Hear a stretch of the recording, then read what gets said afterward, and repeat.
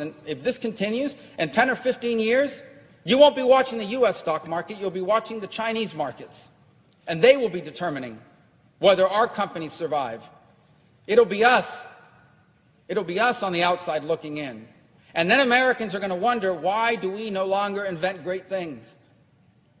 Why do we now have to do whatever China wants in the world in order to get the medicines we need to cure my mom or my dad's Alzheimer's? And the answer will be because when they were displacing us, your policymakers were too busy arguing with each other and playing dumb, ridiculous games on a regular basis.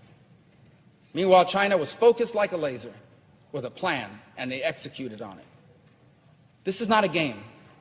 I can think of no more significant issue from the perspective of history than what is happening now. And do not misunderstand me. I do not come here to say that I want to be unnecessarily aggressive with China or that I want there to be a confrontation. China is going to be a rich and a powerful country. And we have no problem with that. We can't have any problem with that. But there has to be a balance.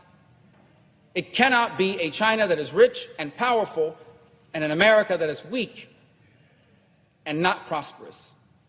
Because those imbalances are what create wars. Those imbalances are what create misery. Those imbalances are what destabilize the planet. That can't be. We need to recalibrate this relationship. It needs to be rebalanced on the trade side. It needs to be protective on our national security side. It needs to be equalized. And if it is, China can still be very successful. They're going to invent things. They're going to create jobs. They're going to become more prosperous. And that is fine. We've been doing that for 100 years. Every person in this gallery, sitting in the gallery, every person here in the well of the Senate on the floor, everyone you know has products on them, a phone, a belt, made in another country. The issue is not that other countries make things and we don't. It's not about us dominating everything. It's about balance. And this is not balanced. This is headed to a dramatic imbalance, and the imbalance used to be they made cheap things and sent it back to us so we had lower prices. That's what's happened for the last 30 years. They made cheaper T-shirts, they assembled the phones cheaper, and they shipped it back to the United States, leading to lower prices. That's not the imbalance I'm talking about. The imbalance we're headed to is they control state-of-the-art artificial intelligence. They control the state-of-the-art quantum computing, which means that nothing can be encrypted anymore. Which means there are no such things as secure cars left. The President of the United States one day will not be able to talk to his national security officials anywhere in the world without the Chinese hearing it. Because no matter what encryption you put in, they'll break it with a quantum computer. That's the imbalance I'm talking about. The imbalance I'm talking about is one day we'll have a dispute with China on something on national security somewhere in the world, and they will threaten to cut off our supply of biomedicines. In essence, threaten the lives of Americans not getting medicine unless we cave to their desires. That's the imbalance I'm talking about. The imbalance I'm talking about is one where they dominate aerospace, where they are the nation that controls satellites and satellite communication. They are the nation that controls 5G. We're headed towards autonomous vehicles. Autonomous vehicles will depend on 5G technology. And China will dominate the world in 5G, and we will depend on it.